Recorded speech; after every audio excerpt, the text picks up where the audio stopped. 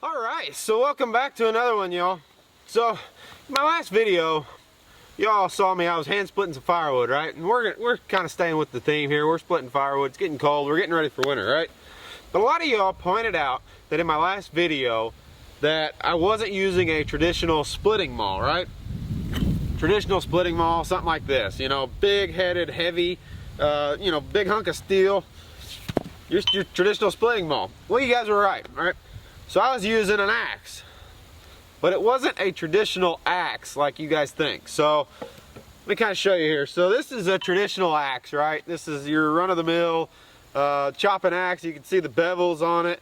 You know, they follow real narrow taper. It's made for chopping, right? Removal of wood.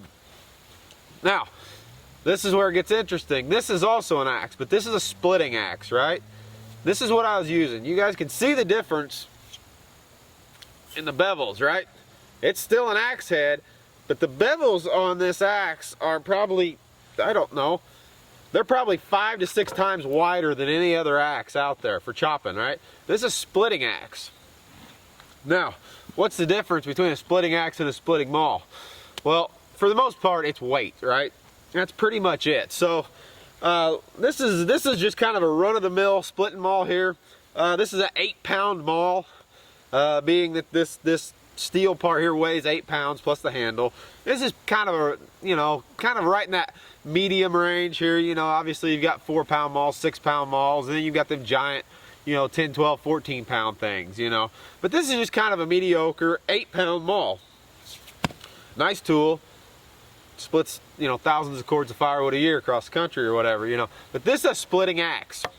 This is what we're going to talk about today, the difference between a splitting axe and a splitting maul, right?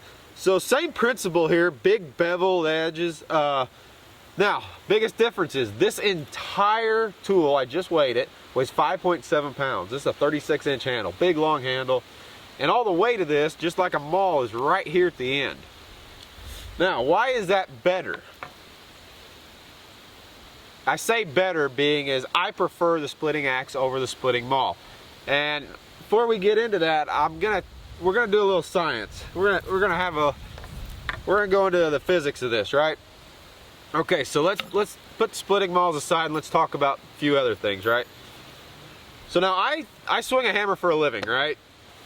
So take that for whatever it's worth, be it you know physics or not, or just my personal experience. But I swing a hammer for a living. So you can take my personal experience, you know, into account too. So I drive a lot of nails. You know, this is your 16 penny sinker. You know, this is just a run-of-the-mill average framing nail, slick nail.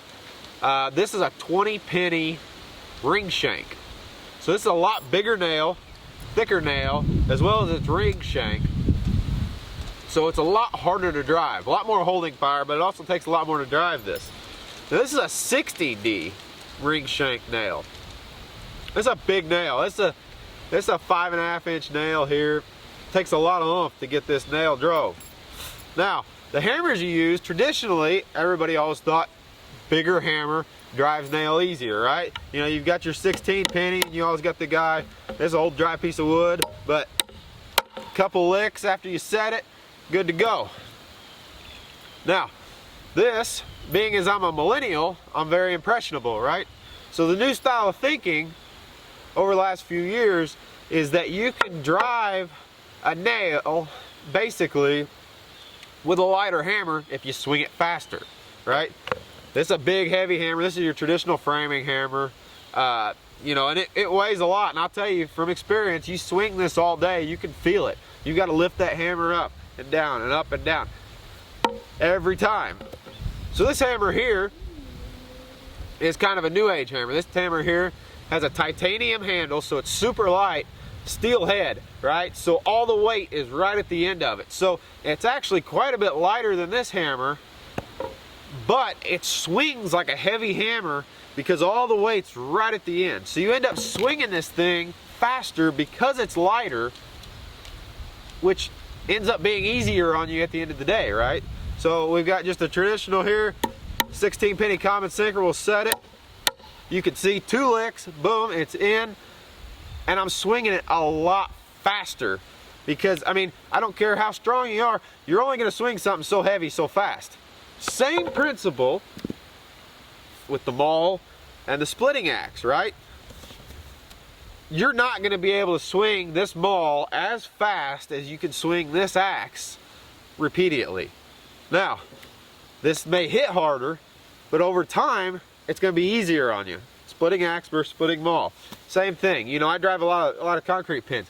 So you're not going to drive a 3-foot concrete pin with a 2-pound hammer, right? No, you're going to go get a big sledge, right? So you've got to kind of equate that, what your work is versus the hammer.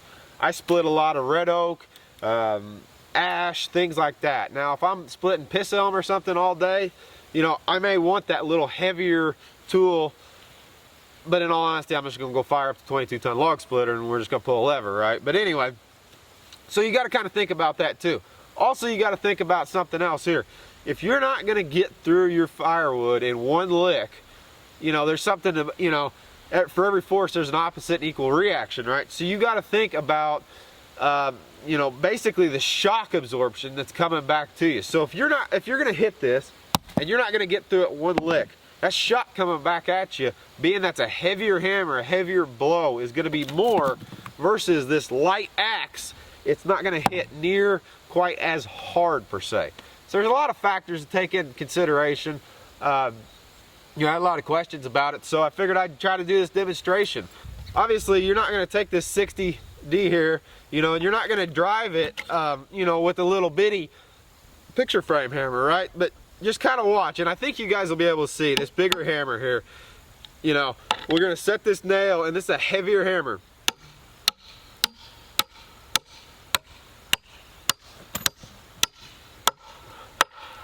All right, so like 11 licks, just kind of run of the mill going. I was not trying hard, right? And I drove this thing, I drove that 5-inch nail, you can see at least 3 inches into this red oak stump too, through this 4x4. So let's take this new age hammer here, you guys can see here, and we're gonna hit it, same, and you guys will probably be able to see I'm gonna end up swinging this hammer faster. Whether it hits harder or not, but it's definitely faster because it's lighter.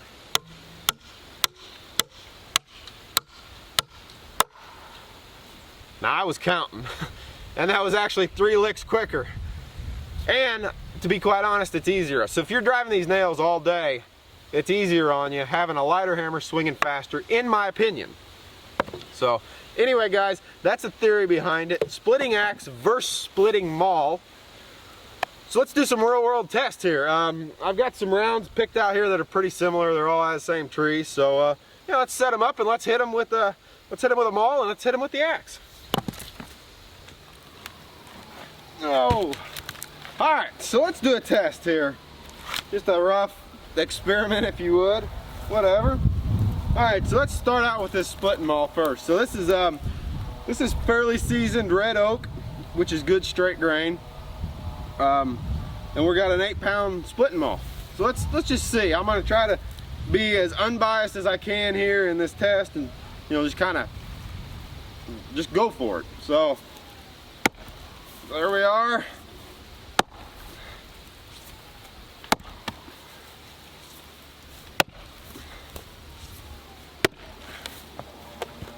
That's a hard piece of wood, honestly, but you guys can see.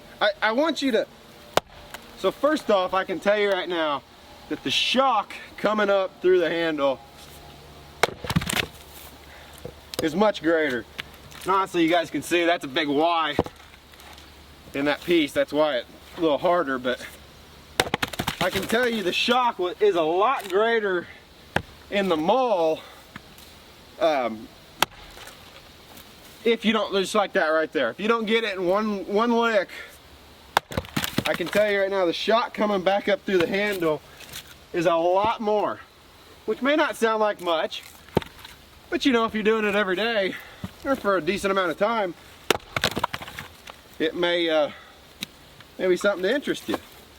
All right, there was around there. Now let's hit it with this this splitting axe. Remember, that's 8 pounds plus, let's just say 2 pounds for the handle or whatever. just for argument's sake, let's say it's almost half, this axe here is almost half the weight of that Maul. So just observe here. I can tell you right now, swinging it the same, you can see I can swing this axe so much faster, which basically, you know, means that I'm putting a lot more, or I wouldn't say a lot, but I mean pretty equal force into it. And I don't, you know, like I said, you can play the physics game, you can play the science behind it, or you can just play from real world experience. But I can tell you right now that splitting with this axe here is just so much more enjoyable because it's not near as heavy. Same way as I just talked with the hammer. If I'm framing and I'm driving nails all day, I want something to be comfortable, right? I don't want to be tired by the end of the day by swinging a super heavy hammer. That is that crotch and that piece of wood, and I can tell you right now it's a tough piece of wood. See if we can get it broke up here. But yeah, you guys can probably see I'm swinging this axe a lot harder, or a lot faster I should say, simply because it's lighter. And I can also tell you that because it's a lighter tool, just like that right there, that real stringy where I didn't get through it, the shock coming back up through the handle is not near as much. And I tried to make this as even playing as I can. So the splitting axe that I've been talking about this whole time is a Fisker's 36-inch splitting axe. And I'll leave the link down below if you guys want to check it out. But pretty cool tool. Like I said, you guys check it out in the link below. And I tried to, and I don't know what this material is that they make this handle out of. It's some sort of space age plastic or something. I don't know what it is. All I know is that however they attach the handle to the head of this axe is cool, because you just don't, it just doesn't move, right? So like I said, I tried to keep it as even playing. You know, this isn't a metal handled maul, this isn't a wood handled maul, this is some sort of plastic tube handle maul. And like I said, for the simple fact that you're swinging that much more weight,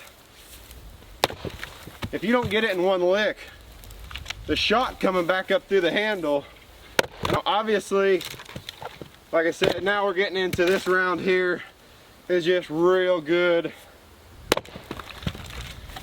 straight grain stuff.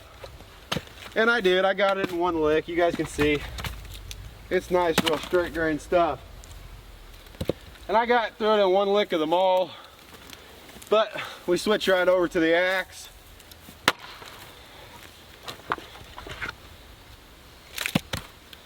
Got it in one lick.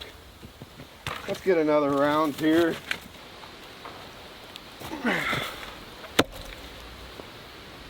Alright, so let's just kind of, I don't know, side by side as you can get. There's a pretty clean round of wood. It's got no knots in it. It's got a big heart crack down it. So I know it's going to break right down that crack. So let's crack it in half, and we'll split the halves with each tool. So there she be. We broke her in half. So let's break this piece in half with the maul. And obviously, like I said, it broke, no problem. Let's take this other half and we'll break it with the axe. I don't know, that's as close to a comparison as I can give you guys. And I can tell you right now that I've been out here splitting firewood every night for the last 4 nights, and I've only been using this splitting axe. Tonight, to do this video, I brought out the Maul, and just a little bit that I've swung this Maul during this video, I can already tell you that I can feel it more, feel more winded, so to speak, than the last 4 nights swinging this axe. So, you know, I don't know. Take it for what it's worth, guys. I don't know if this helped you all, but I had a lot of questions on it, and I don't know if people know about the splitting axe so much. You know, I mean, traditionally the splitting Maul was, you know, it's been around for years. But these splitting axes, in my opinion, and take this for what it's worth, my opinion, are the way to go. You know, like I said, obviously I have axes. I've got a 22-ton gas-powered log splitter sitting right over there. So if I get into something bad, I'm gonna fire that dude up. But yeah, just to come out here and break up some wood, the axe is definitely my choice for no other reason than it weighs less and I can swing it faster. Same as the hammer and the nails. So anyway, guys, I've rambled on enough. I got some more wood to break up here before it gets dark. And anyway, I hope you guys enjoyed this video. Hope you learned something. Maybe you didn't, maybe not. I don't know. Maybe you was entertained. Anyway, if you did, really appreciate it if you hit that like button. Leave me a comment down below. I love reading them. Let me know what you think about my little experiment. If you've had any experience with the Maul versus the splitting axe, I'd really like to hear about it. Alright guys, I'm going to sign off. So as always, I appreciate the view, y'all, and we'll see y'all next time.